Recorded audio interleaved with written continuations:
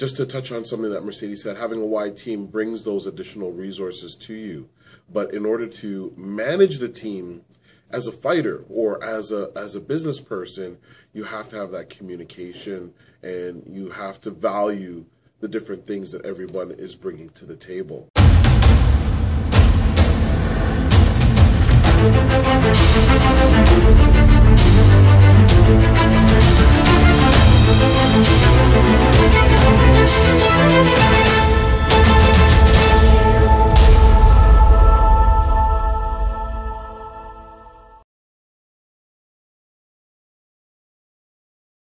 Welcome to the DO Boxing Show. I'm your host, Dameon Okposio, and in this episode, we're going to be talking about Mercedes K. Gold and her business, and also what would make her sponsor an athlete and what are the services that she offers.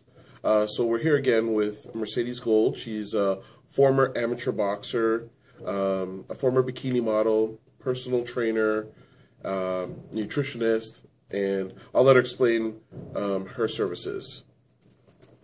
So currently right now I'm a personal trainer, but when I'm looking at sponsoring a boxer, I don't do any of the personal training. You're the coach, it's your fighter. I don't want to do anything to do with that. I might give some good tips about maybe, think about if you're being overtrained, and sometimes like get a second opinion, but I never would step into someone's position of offering any personal training. So my focus is 100% about what your fighter is doing once he leaves the ring. So his lifestyle choices, his sleep habits, what he's eating or what she's eating, what she's drinking, what she's not doing. So everything that can make her come to the ring for you and train harder, fight harder, win more. In past episodes, I've always talked about increasing your team, and this is like a perfect example of what I'm talking about. Because sometimes a fighter will have, let's say, a coach, and they'll use that one coach for everything, as the manager, as the coach, as the business advisor, and everybody has expertise in something. Like, there's a lot of people that are very well-rounded, and that can offer expertise in a wide variety of fields, but if you can get someone that has a specific knowledge in something, like one thing I've even recommended to people, there's some old school coaches that don't do a lot of pad work, but pad work can be essential for the accuracy of your hands, making your hands sharper. 100%. And I mentioned on a previous episode, like you could just get add a person to your camp that just does pad work. That's it. They don't have to give you any strategy. They don't have to step on your coach's toes in terms of teaching you different footwork or anything like that. They can be there just to fill in that aspect of maybe something that you want in your training that you're not getting, that makes you a better fighter. And with nutrition, of course, it's an essential part. It's a part that a lot of people don't know about. I know when I competed in boxing, I had no idea about nutrition, and it never even crossed my mind. Well, it's definitely overlooked. It's definitely overlooked. And I think a lot of old school trainers and a lot of coaches think it's okay, they're young. They can eat whatever, go to sleep. Yeah, it's okay, you're eating pizza on the way home. My advice is always run more. Yeah, it's like you'll work it off, don't worry about it. And I really find it works better for people to stay really close to their weight. Right, and not have to do those massive drops where they're getting dehydrated. Whenever you have to lose a lot of weight really quickly, you're going to lose precious muscle with it. You don't want to lose your muscle. That's your bread and butter when you get in the ring. Right. And also when you're eating food that's the standard American diet or junk food, you're not training your body how to store energy or your glycogen stores for later, so that when you're in the ring and it's coming down to the wire and your coach is like, turn it on, tapping out, you got 10 seconds, tap. It's like you want to be able to call on your body to give it everything you have. And you want to know when you're feeling dehydrated. The most important thing is that your boxer feels in tune with their body. So they're like, look, coach, I didn't eat enough today. I got to stop and take a snack. Take the 10 minutes, not keep pushing them. Or I didn't drink enough water. Or whatever it is that you understand. I overtrained today, so I need to throw in my DVD and do yoga because I'm too embarrassed to go to a yoga class because I'm a big, bad fighter. But do whatever it takes for you to go to the next level. And food is a huge, huge component. We are what we eat. Absolutely. We really are. So, these are things that we need to kind of build on and if you can't afford it right away, you don't maybe necessarily need to go out and get your own nutritionist. But can you tell us, what would some of your services cost, first of all? And what would you look at? What would you look at in an athlete that you would be considering to sponsor? There's lots of people, I understand that, everything's expensive nowadays, and some people really are eating a well-balanced diet. They really almost know what they're doing, but they'll come to me and say, I don't have enough energy, or I'm not recovering, or the injury I have is not going away. So I'll ask them, just give me 3 days, 3-4 days of a normal style for you. Journal everything, no lying to me, every water, every food, what time you ate them, and I'll go over it, and I'll tweak it for you. We'll sit down for an hour, and I'll tweak it. And I think for the investment that it costs to do that, it's not a lot of money. I mean, people can spend, $75, $100 going and blowing, not even on runners nowadays. But whereas your food and what you eat, just to tweak it, and that's personalized for your nutrition, is something you're going to carry with you to get the sponsorship to not pay for those runners, Right. Okay, so to break it down, I think for the viewers and the fighters that may be watching, I would say then there's no real hard number that we can give you today. It's going to, again, depend on where you're at. So, like Mercedes is saying. Yeah, I mean, we would sit down, and anyone can email me. You can find me whatever you want. I have clients that every day are telling me what they eat, and we'll tweak it every day. So we'll do like a cost per week, but it's not a huge amount of money. It's not a huge amount of an investment. But everything's, dependent. We're going to go sit together, and I'm going to come to your house. I'm going to take you grocery shopping. I'm going to go through all your food and throw it out. Like anything that you need. Teach you how to cook for an hour in your kitchen. Pull out things like this. I'm going to lean forward and show you. Most people don't even know what's in there. And I'm going to test you. I don't know. Right. So these are all different kinds of grains I combined in a jar. There's like amaranth and quinoa, wild rice and brown rice, and different kind of complex grains, so that I don't hear the boxer is like, I had a baked potato. I had a baked potato. Like, you want to mix it up. You want to give your body everything. So we'll go through and get you eating foods that you may have never heard of. Why should you be eating avocado? Why do I have you eating raw nuts, not from a commercial store in a huge container? Just tweaking it so that you don't need me for long. Mm-hmm. You don't need me. Once I give you the tools, you can tweak it because you know your body better than I'll ever know your body. Oh, so you know what? This is a good point. So this is like with anything, when you are tuning something, or I'll give an example that I heard one time. It's like tuning a piano, and this is with dealing with anything. Once you tune that piano, you don't necessarily have to put, like if you tune an out of tune piano, you're going to have to maybe tune it every day for a week. But then after that, once the piano's playing okay, you could tune it every 6 months. And then after that, you may need to tune it once a year. So I think that's kind of maybe the analogy that she's saying. Like once you get on that track, it's one of those things that's a lifetime skill that you're not going to necessarily have to pay for a lifetime. It's like a short investment up front, right, so that you can get on the right track. And then if you want to further get more specific or fine tune things, then you can go from there. But you have a base. Once you have your own knowledge and your own skill to understand yourself, the only time that a fighter might want to change it up is if they come to you and say, I need to move weight class. So I really want to go down in weight and I don't want to lose my muscle, or I want to go up and gain muscle. I don't want to just gain the pounds on the scale. Show me how to do this. I have X amount of time. So then we're going to tailor-made it. Other than that, once you understand food and how it works with your personal body and how you're feeling about it, you don't need to check in. You don't need to do all that work. Thanks for that information, Mercedes. So just for the last part of this episode, I wanted to talk about choosing fighters when it comes to sponsorship. So I've sponsored a lot of fighters over the years, and there's things that I look for.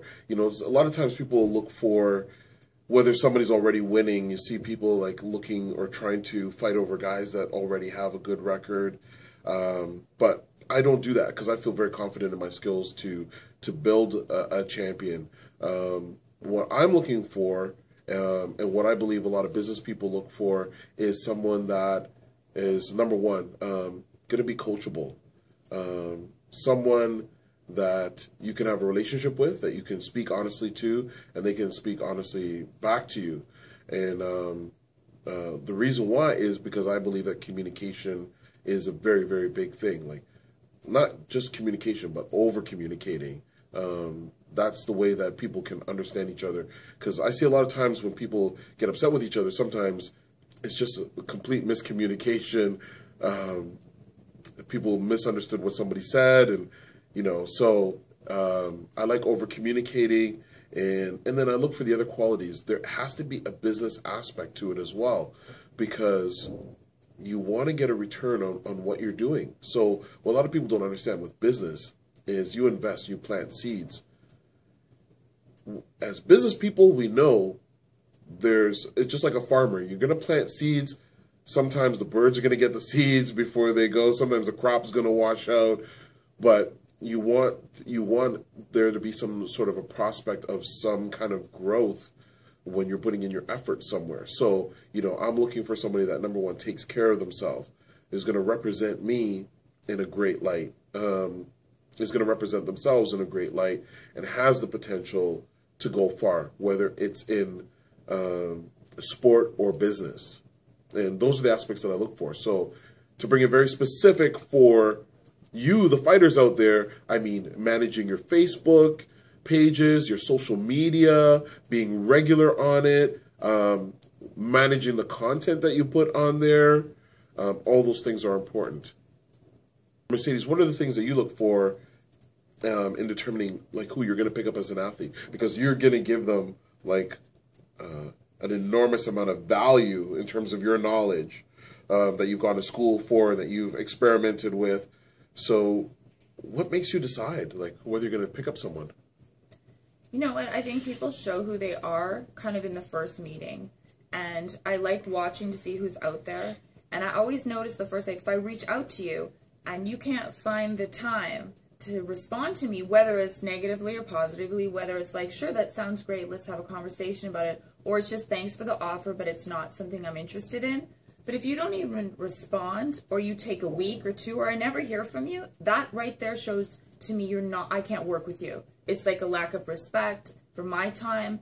And if I see that, you're always on Facebook, you're talking about useless things, but you can't take the time when I'm offering you my service and I'm looking to sponsor someone, looking to take the time every day that I follow up with you, that I check in, and you can't give that back, there's other people who would be, more than like thrilled to have that, especially that amount of time that I give someone. I really notice the way that they are to me first. I think that's rule number one, how they act to me on the response. I 100% agree, because I think sometimes people can really undervalue something that they're getting, especially when they're not paying for it. They really undervalue until they actually need it. Or until they see it works. Right. Like, and then all of a sudden, they're, what about this, what about this, what about this? And the one thing, too, I also really make it, with boxing especially, the gym is full of people. The gym is full of lots of weight classes. The gym is full of women, men, kids, whatever's going on. When I do your nutrition, it is specific to you. So when you're trying to play off, she told me to do this, and, it's not going to work for anybody else. So it's that relationship that we have, that this is just for us. This is my gift to you in exchange for what you might, that I have hoping you're going to do for me in the end. But there's an exchange of knowledge and services, but it's about you. It's not about helping your friends. It's not about that, because I know what I'm going to bring to you is potentially other companies that may help you a bit, some stuff to try, some great samples, different things to bring to your game. And, having a wide team, just to touch on something that Mercedes said, having a wide team brings those additional resources to you. But in order to manage the team as a fighter or as a business person, you have to have that communication, and you have to value the different things that everyone is bringing to the table. And timelines. Yes. Like if you say to someone, this is your diet for 5 days. I need to know every night at this time how you felt. Give me your energy. Were you tired? Were you hungry? And that person doesn't even respond to me. Or I say, every Sunday at 10 is your weigh-in. I need to know your weight. We need to talk. They don't have the time. And I'm chasing you. I'm not chasing anyone. I'm giving you a huge amount of value, and I'm giving you I promise you, I'm going to up your game. I promise you, you're going to be stronger, faster, fitter, and you're going to notice the differences. Whether you're sleeping longer and your injuries are going away quicker, I promise you. So, not giving not being a reciprocal relationship, I'm going to run. So those are some of the things that you guys can take in. And remember, like, every day you're on a job interview. Every day you're on a job interview. People are watching you. So just as an example, for me, I don't like to bad talk people, but, I have friends that are millionaires, and in the boxing realm, so I had a guy, he ripped me off for $200. $200, and never paid it back to me, never called me. And then one of my friends who's a millionaire got wind of his name and was thinking about potentially sponsoring him. And this friend of mine buys athletes cars, pays for numerous things. He's very interested in professional fighters. So who knows? This guy could have paid for this athlete's fights. And when that person asked me what's my opinion about that person, I gave him my honest opinion, and he didn't pursue it any further. So, $200 that he didn't pay me back or even have the courtesy to communicate with me ended up costing him, and he didn't even know it cost him.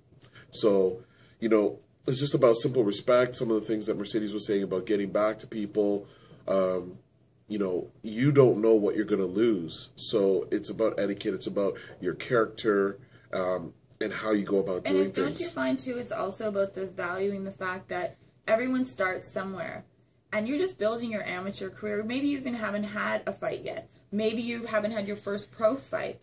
You know what? Even when you get to the top, you need people to support you and believe in you. You don't want people just to be there for you when they're top. You want people to believe in you from day one, that grow with you as a team. Absolutely. So you can have that trust. Absolutely. So you can have that trust, and and you have time to be testing them and to see that they're there for your interests as well.